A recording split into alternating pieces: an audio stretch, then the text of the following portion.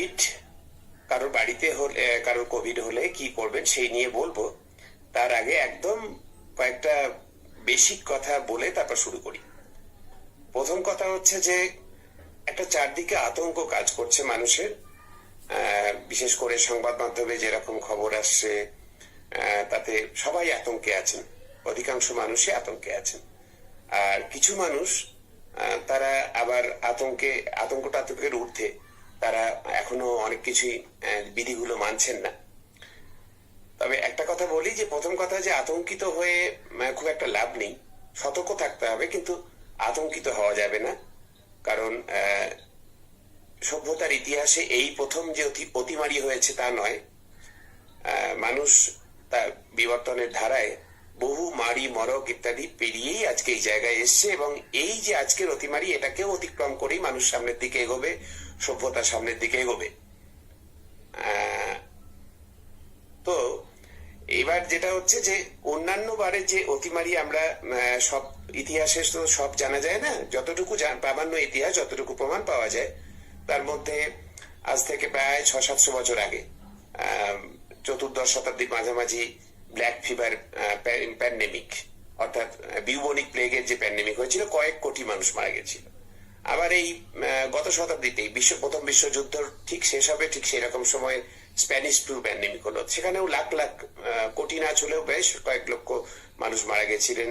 প্রথম, দ্বিতীয়, তৃতীয়, চতুর্থ 4-5টা তরঙ্গ এসেছিল সেখানে। তারপরেও অনেকবার অনেকগুলো অতিমারি মহামারী মানুষ পেরিয়েছে, পৃথিবীর দেখেছে। 1957-এর ইনফ্লুয়েঞ্জা প্যান্ডেমিক, ইভেন এখন কোভিড ছাড়াও আরো বেশ কয়েকটা প্যান্ডেমিক এই মুহূর্তে অনগোয়িং। টিউবারকুলোসিসের তো প্যান্ডেমিকই চলছে সারা পৃথিবী জুড়ে, প্রচুর মানুষ মারা যায়। এইচআইভিতে প্রচুর মানুষ, এইডসে প্রচুর মানুষ মারা যান। তো কোভিড এর বাকিগুলোর সাথে কোভিড এর একটা বড় পার্থক্য, সেটা হচ্ছে যে একটা অ্যাকিউট ডিজিজ যেটা শুরু হবার সঙ্গে সঙ্গে, মানে অতিমারি শুরু হবার সঙ্গে সঙ্গে তার 1 বছরের মধ্যে বিজ্ঞানীরা টিকা আবিষ্কার করে ফেলেছেন। কেন আবিষ্কার করেছেন, মানে এত দ্রুত কেন করা গেছে, আগের গুলোতে কেন করা যায়নি, তার অনেক ঐতিহাসিক প্রেক্ষাপট আছে। আজকে সেটা বলা আমার এত পরিসর নেই আজকে। তো টিকা আবিষ্কার হয়ে গেছে, এখন এই টিকা মোটের উপর নিরাপদ এবং কার্যকারিতার দিক দিয়েও মোটামুটি কার্যকারী। আমরা দেখছি যে নিজেদের অভিজ্ঞতায় তথ্য পরিসংখ্যান তো বলছেই, আমরা প্রথম ওয়েভে গত বছর চিকিৎসক এবং স্বাস্থ্যকর্মী যতজন মারা গেছিলেন, যতজন আক্রান্ত হচ্ছিলেন, একটা সময় হচ্ছিল যে হাসপাতাল প্রায় সকলেই আক্রান্ত, এবং আক্রান্ত অবস্থাতেই ডিউটি করতে হয়েছে। মানে অবস্থাতে বলতে আমরা তাদের ছুটি দিতে পারিনি, 7 দিন 10 দিন কোন রকমে কাটিয়ে আবার তাদের ডিউটি জয়েন করতে হয়েছে, না হলে হাসপাতাল বন্ধ করে দিতে হতো। এমনও হয়েছে অনেক হাসপাতাল আমাদের বন্ধ করতে হয়েছিল। এবছর সেই পরিস্থিতি নেই এখনো। চিকিৎসক স্বাস্থ্যকর্মীদের মধ্যে আক্রান্ত হবার হার অনেক কমে গেছে, মৃত্যু অনেক কমে গেছে। তার একমাত্র কারণ হচ্ছে টিকার কার্যকারিতা।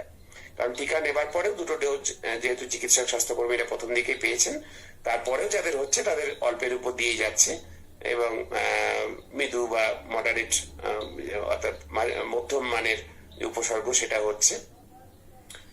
এবার এই যে বাড়িতে চিকিৎসা 2টো কারণে। একটা হচ্ছে যে কোভিড এটা অতিমারি, এটা জানেনি, যেটা অন্যান্য সময়ের সাধারণ সময়ের মতো নয়, এটা একটা অস্বাভাবিক সময়ের মধ্যে দিয়ে আমরা যাচ্ছি। এত বেশি মানুষ একসঙ্গে আক্রান্ত হচ্ছে, সরকারি পরিসংখ্যানে যা দেখানো হচ্ছে তার প্রায় বেশ কয়েক গুণ হচ্ছে যে প্রকৃত সংখ্যাটা সারা দেশে এবং আমাদের রাজ্যে। সুতরাং প্রতিদিন প্রচুর মানুষ আক্রান্ত হচ্ছেন। যদি সরকারি পরিসংখ্যানে প্রতিদিন দেখানো হয় সংখ্যাটা 4000, সেটা জানবেন কিছু না হলেও 30-40 হাজার। মৃতের সংখ্যা যদি 100 থেকে 150 থাকে, তাহলে মৃতের প্রকৃত সংখ্যা হচ্ছে যে তার অন্তত 5-7 গুণ বা 10 গুণ এরকম। প্রকৃত সংখ্যাটা জানাও যাচ্ছে না, কারণ কোনো ডেটা থাকছে না, ডেটা বেশ কিছু তৈরি হচ্ছে না। তো একটা হচ্ছে যে বেশিরভাগ মানুষের মৃদু উপসর্গ হয়, যেগুলো বাড়িতেই সেরে যায়। আর তারপরে যাদের মৃদু নয়, মাঝারি মানের উপসর্গ, মাঝারি তীব্রতার উপসর্গ অথবা বেশি তীব্রতার উপসর্গ, যাদের হয়তো হাসপাতালেই রেখে চিকিৎসা করতে পারলে ভালো হতো, কিন্তু আমাদের দেশের এবং রাজ্যে তাই হাসপাতালের শয্যার যে অপ্রতুলতা আছে, আমাদের চিকিৎসা সরঞ্জামের যে অপ্রতুলতা আছে, ওষুধপত্রের বাজারে আকাল রয়েছে, অক্সিজেনের সংকট রয়েছে, এই সমস্ত কিছু মিলে মানুষ বাধ্য হচ্ছেন যে যাদের হাসপাতালে চিকিৎসা হবার কথা তাদেরও বাড়িতেই চিকিৎসা করতে। তাহলে আমাদের কি করণীয়? আপনারা এতদিনে অনেক কিছুই জেনে গেছেন, সংবাদ মাধ্যমে থেকে শুরু করে বিভিন্ন রকম তথ্য। তবে বিজ্ঞান ভিত্তিক তথ্য হোয়াটসঅ্যাপে আসা সব তথ্য সমান মানে নির্ভরযোগ্য নয়, সব বিশ্বাসযোগ্য নয়, অধিকাংশই বিশ্বাসযোগ্য নয়। সুতরাং হোয়াটসঅ্যাপ, ফেসবুকে, সোশ্যাল মিডিয়ায় যে তথ্যগুলো এসছে সেগুলো চোখ কান বুঝে ভরসা করার মতো নয়। এমনকি কাগজে যেগুলো ছাপার অক্ষরে ছাপা হয় বা সংবাদ মাধ্যমে, ইলেকট্রনিক মিডিয়া যেগুলো বলা হয় সেগুলোও সবসময় সঠিক নয়, বিশ্বাসযোগ্য নয়।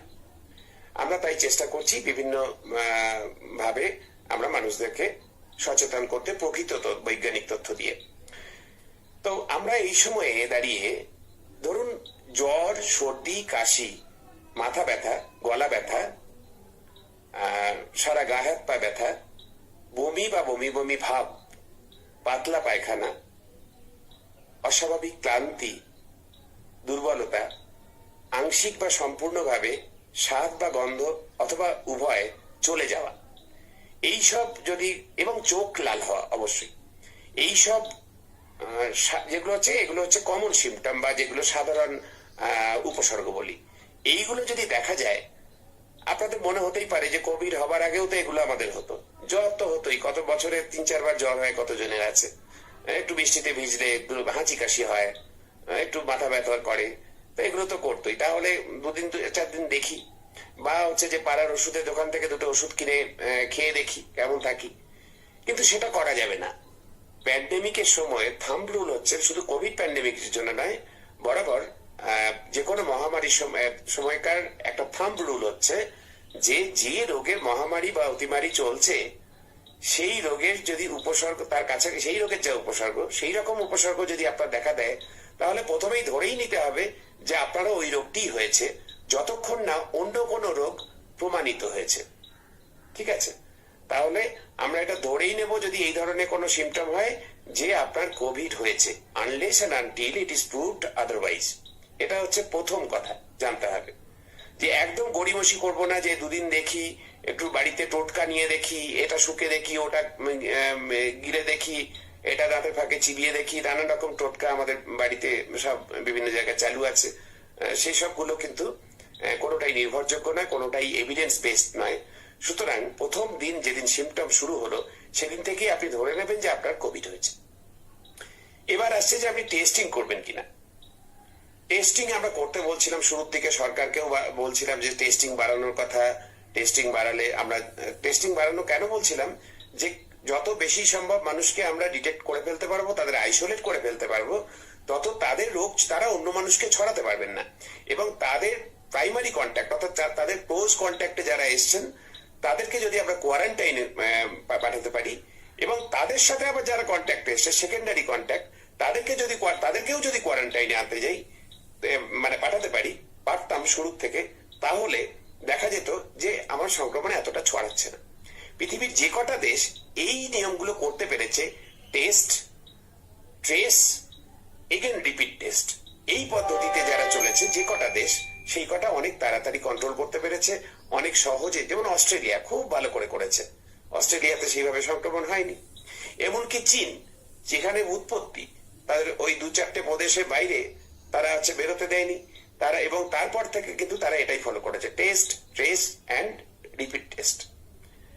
আমাদের দেশে যেহেতু টেস্টিংটা প্রথম থেকেই কম ছিল আমাদের দেশে এবং রাজ্যে, আমরা তখন বারবার বাড়ানোর কথা বলতাম। কিন্তু এখন দাঁড়িয়ে যদি আপনার এই উপসর্গ হবার পরে আপনার মনে হয় যে আগে তো টেস্ট করে দেখি, তারপরে হচ্ছে যে অনেক পেশেন্ট আমাকে বলছেন, আমার যেহেতু প্রতিদিন অনেক পেশেন্ট ফোন করেন বা আমার এখানেও অনেক পেশেন্টের সাথে ইন্টারাকশন হয়, সেখানে তারা বলছেন যে আমার তো জ্বর এসছে, এটা হচ্ছে যে কিন্তু কোভিডের উপসর্গ তো কিছু মনে হলো না, তাই কদিন একটু দেখলাম যে দেখি কোভিডের কোনো উপসর্গ আসে কিনা।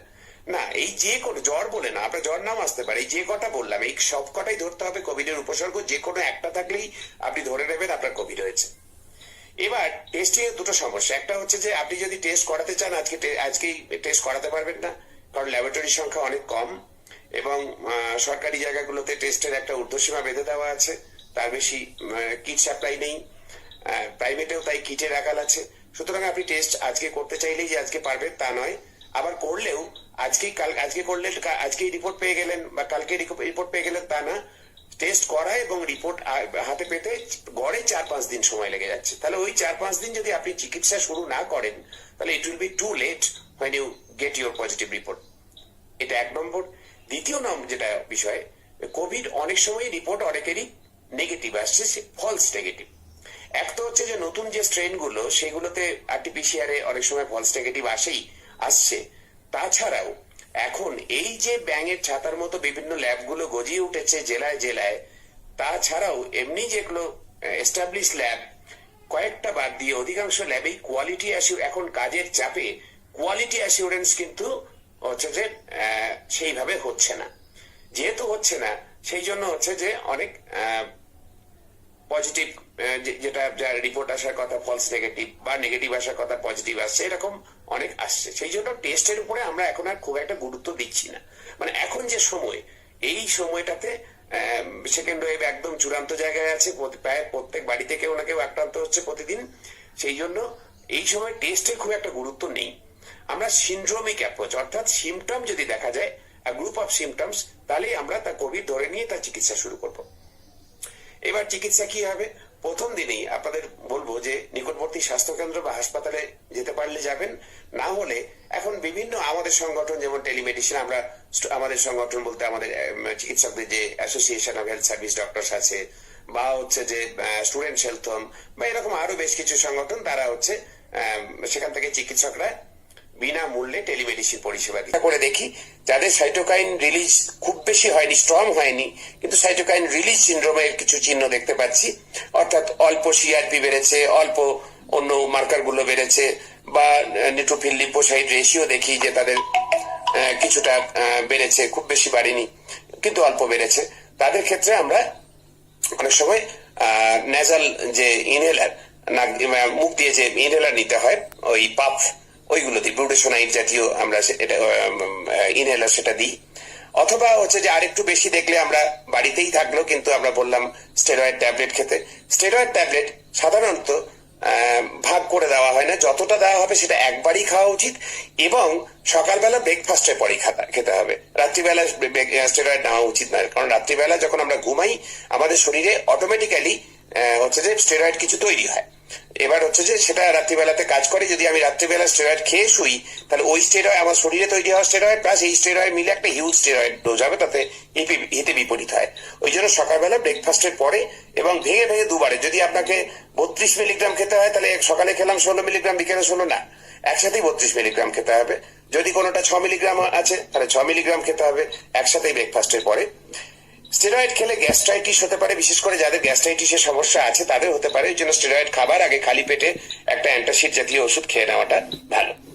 স্টেরয়েড খাবার সময় অনেক সময় যেটা হয় যে স্টেরয়েড আমরা যদিও শর্ট টার্ম দিই, আমরা খুব বেশি কোভিডে লং টার্ম দিই না, 5 দিন 10 দিন 15 দিন 20 দিন, তো তাতে খুব একটা সমস্যা হওয়ার কথা না। তাও হাই ডোজ যেহেতু যদি দিতে হয় তাহলে রোগ প্রতিরোধ ক্ষমতা কমে আসে।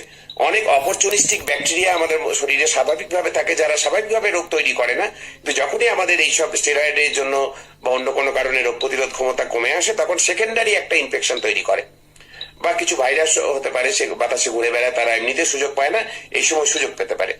ওই জন্য অনেক সময় অ্যান্টিবায়োটিক একটা বা প্রয়োজনে অ্যান্টিভাইরাল কাভারেজ দিয়ে রাখতে হয় to prevent secondary bacterial infection. সেইগুলো সব ডাক্তারবাবু আপনাদের পরামর্শ দিতে পারবেন, দেবেন, তার পরামর্শ মেনেই করতে হবে। আচ্ছা, এইবার যেটা বলা যে বাড়িতে কোন কোন জিনিস আপনি যদি দেখেন, তাহলে হচ্ছে যে আপনার দেখে রাখেন এবং রেকর্ড রাখেন, তাহলে সুবিধা হয় চিকিৎসকের এবং আপনারও আগাম বুঝতে যে কার অক্সিজেন লাগবে, কার হাসপাতালে ভর্তি করতে হবে, কাকে ক্রিটিক্যাল কেয়ার ইউনিটে ভর্তি করতে হবে। প্রথম কথা হচ্ছে যে আপনি প্রথম দিন থেকে যেদিন উপসর্গ এলো 4-5টা জিনিস আপনাকে খেয়াল রাখতে হবে। প্রথম কথা হচ্ছে যে আপনার জেনারেল ওয়েল বিইং বলে আমরা একটা কথা বলি, যে কেমন আছি আমি, আমার প্রথম দিনে কেমন আছি, তারপরের দিন থেকে যদি আরো খারাপ থাকে, তারপরে প্রতিদিন যদি মনে হয় যে আমি আরো খারাপ আছি, তার মানে সেটা হচ্ছে যে আপনার একটা নেগেটিভ, মানে আপনাকে সতর্ক হতে হবে, আপনার একটা বিপদ বার্তা। দ্বিতীয় হচ্ছে যে জ্বর যদি এলো তাহলে থার্মোমিটারে খুব বেশি দাম নয়, একটা ডিজিটাল থার্মোমিটার বা এমনি বগলে দেওয়ার যে থার্মোমিটার, সেটা হার্ডলি বোধহয় 150 টাকা মতো দাম হবে। সেই জ্বরের সময়, তারিখ এবং সময় দিয়ে জ্বরের মাত্রাটা কত ডিগ্রি ফারেনহাইট এলো সেটা লিখে রাখা উচিত। দ্বিতীয়ত যেটা হচ্ছে যে আমার রক্তচাপ মাপার অনেক যন্ত্র আছে।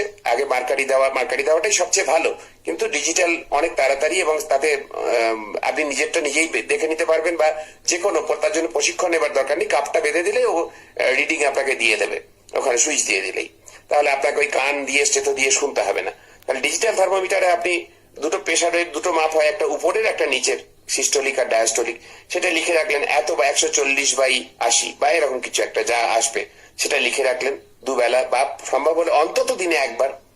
আচ্ছা, 3 নম্বর যেটা হচ্ছে রেসপিরেটরি রেট, অর্থাৎ আমি পেটের উপরে হাত রাখবো, আমি এক ঘড়ির দিকে তাকাবো, 1 মিনিটে কতবার আমার পেট ওঠানামা করছে। এই পেটটা মানে বুকের জাস্ট নিচে পেটটা ওঠানামা করে প্রত্যেকবার শ্বাস নেবার সময়। 1 মিনিটে কতবার ওঠানামা করছে সেটা হচ্ছে আমার রেসপিরেটরি রেট। এটা খুব জরুরি বিষয়, এটা লিখে রাখা দরকার। নেক্সট হচ্ছে পালস অক্সিমিটারে দুটো জিনিস দেখা যায়, নাম থেকেই বুঝতে পারছেন, পালস দেখে আর অক্সিজেন স্যাচুরেশন দেখে। তাহলে পালস মিনিটে কত সেটাও দেখছেন, আর অক্সিজেন স্যাচুরেশন কত দেখছেন। সাধারণভাবে দিনে 2 বার দেখলেই হয়, কিন্তু যাদের ড্রপ করতে শুরু করেছে বা একটু ক্রিটিক্যাল কন্ডিশন তাদের ক্ষেত্রে অন্তত 6 ঘন্টা পর পর দেখলেই ভালো। তো এই পালস অক্সিমিটার এবং অক্সিজেন স্যাচুরেশন সেটাও রেকর্ড রাখতে হবে। আর যাদের সুগার আছে, ব্লাড সুগার আছে, তাদের ক্ষেত্রে গ্লুকোমিটার যন্ত্র দিয়ে বাড়িতে গ্লুকোজ স্ট্রিপ দিয়ে ব্লাড সুগার লেভেলটাও দেখা যায়। যদি ফাস্টিং বা পিপি এরকম নাও দেখতে পারেন, অন্তত র্যান্ডাম ব্লাড সুগার সকালের দিকে একবার বিকেলের দিকে একবার এটা যদি দেখে রাখা যায়, তাহলেও একটা আন্দাজ পাওয়া যায় যে কি হতে চলেছে।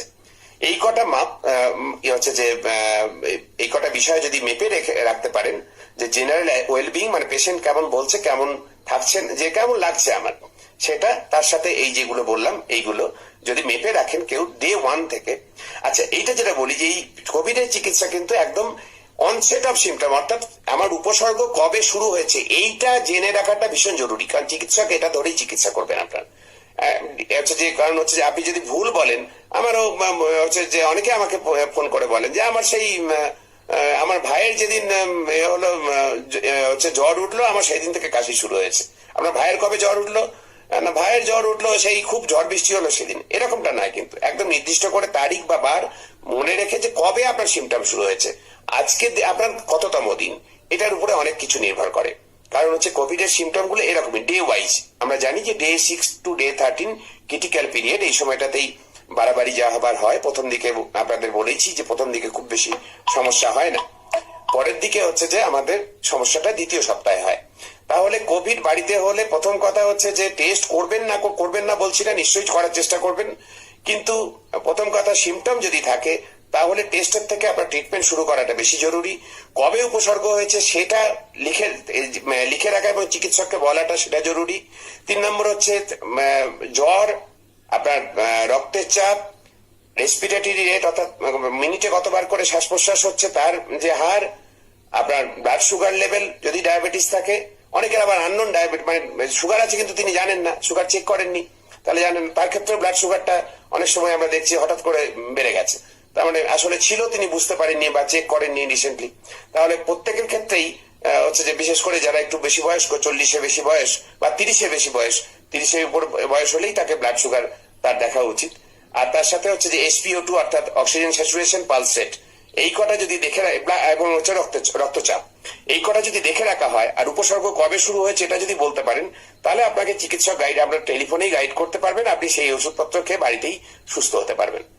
এবার আসছে অক্সিজেন যদি লাগে। অক্সিজেন প্রথম কথা হচ্ছে যে 90%-এর নিচে না নাম, আপনার 94-এর নিচে নামলেই সতর্ক হয়ে যাব যে অক্সিজেন লাগতে পারে। ঝপঝপ করে 94, তারপর 93, তারপর 92 হয়ে গেলে এরকমটা হয় না, খুব গ্র্যাজুয়ালি ফল করে যাদের ফল করার থাকে। তাহলে যেই বিলো 94 নামতে শুরু করলো, আমি অ্যালার্ট হলাম, আমি রেড ভলান্টিয়ারদের সাথে যোগাযোগ করলাম, আমি অক্সিজেন সিলিন্ডার আনালাম অথবা হাসপাতালে ভর্তির জন্য ব্যবস্থা করলাম, বেড খুঁজতে থাকলাম, আমার অক্সিজেন দেবার বন্দোবস্ত করলাম। 90-এর নিচে না নামলে আমরা অক্সিজেন দেব না, 90 অব্দি নামলেও দেব না, 89, 88 হলে তবে আমরা অক্সিজেন দিতে শুরু করব। কতটা দেবো অক্সিজেন? প্রথম অক্সিজেন দেওয়া হচ্ছে শুরু করবো আমরা নেজাল প্রং দিয়ে, যে অক্সিজেন থেকে যে একটা নল আছে দেখবেন নাকে দুটো ছোট এরকম থাকে, এখানে ঢুকিয়ে দেওয়া হয় নলটা এদিকে চলে যায়, ওটাকে ন্যাজাল প্রং বলি আমরা। ওটা দিয়ে 1 থেকে 6 লিটার প্রতি মিনিট অব্দি দেওয়া যায়। 1 লিটার থেকে শুরু করা যায় প্রতি মিনিটে, এবং 6 লিটার প্রতি মিনিট হার অব্দি ওঠানো যায় এর বেগটা।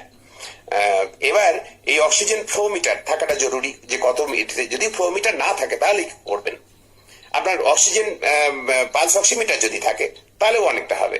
যে আপনার নেমে গেছে, আপনি অক্সিজেন ফ্লোটা ততটাই দেবেন যাতে ওর 94 থেকে 96 এই রেঞ্জে হচ্ছে যে অক্সিজেনটা মেনটেন হয়। ধরুন কমে গেছিল 88, আমি এমন বাড়িয়ে দিলাম যে 98 বা 99 হয়ে গেল, তাহলে কিন্তু আমার মুশকিল। কারণ oxygen is also a drug, আর প্রত্যেক ড্রাগের মতোই ওভারডোজ হলে সে টক্সিসিটি হয়।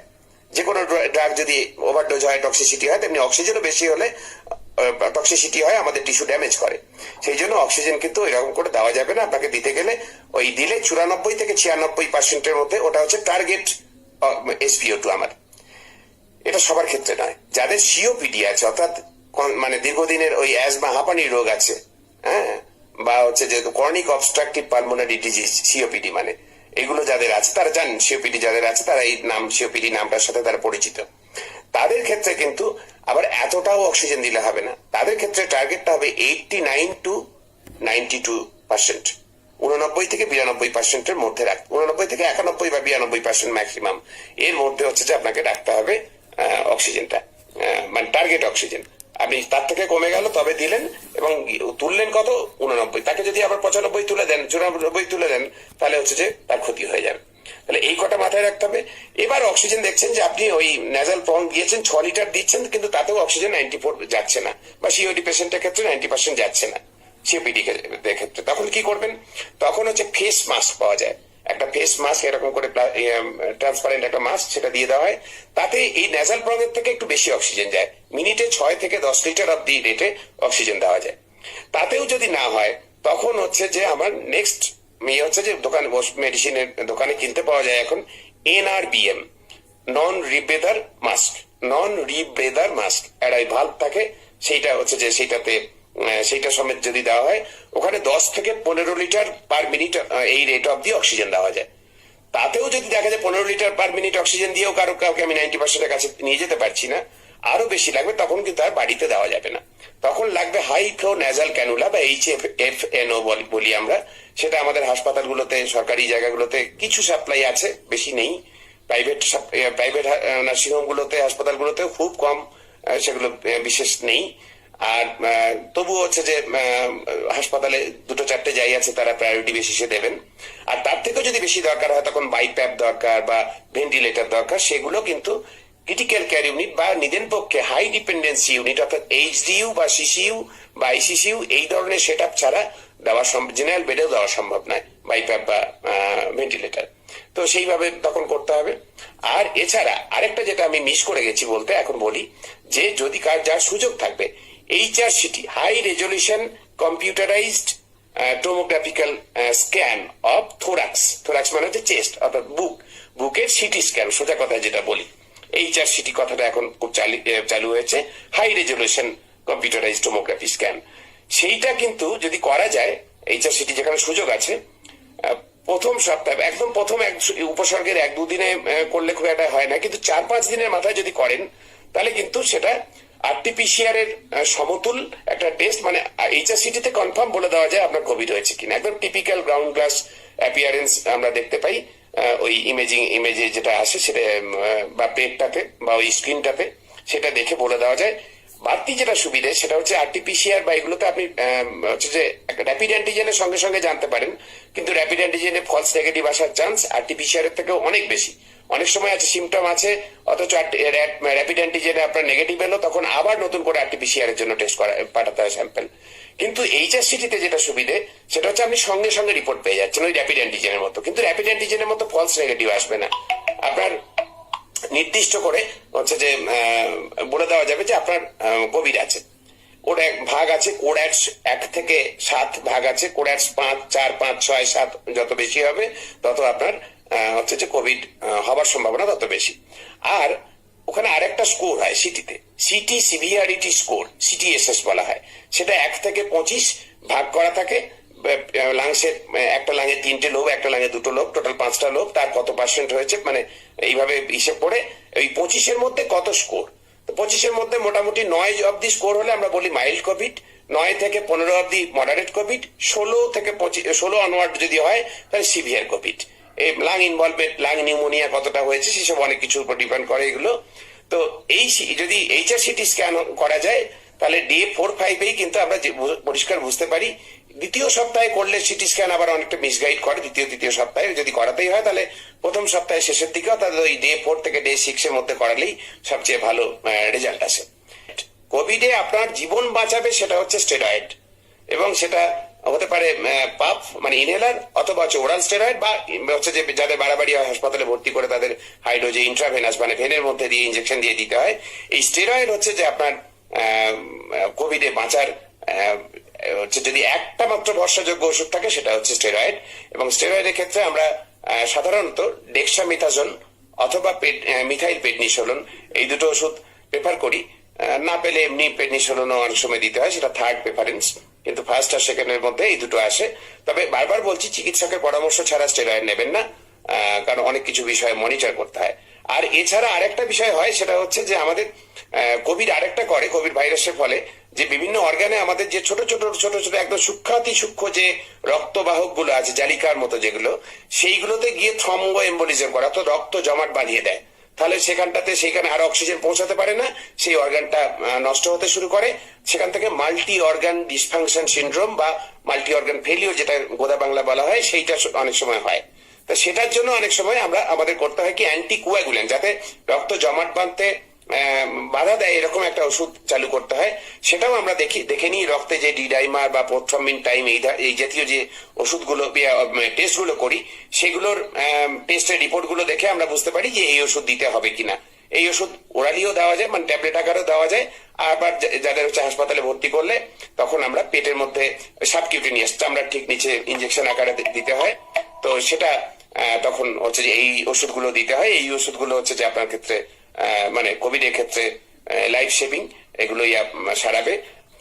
কিছু ওষুধ এখন, যেটা ওষুধ হাসপাতালে ভর্তি হলে যেগুলো কাজে এখনো লাগছে, সেগুলো হচ্ছে টসিলিজুমাব বা ওই ধরনের কিছু ওই গ্রুপের কিছু ওষুধ আছে, সেগুলো খুব কম পেশেন্টেরই লাগে। অধিকাংশ পেশেন্টের যেটা লাগে সেটা হচ্ছে স্টেরয়েড, অক্সিজেন আর অ্যান্টিকোয়াগুলেন্ট। এই হচ্ছে যে জীবন বাঁচানো, কোভিডের জন্য জীবন বাঁচানোর যা ওষুধ সেটা হচ্ছে এই কটা।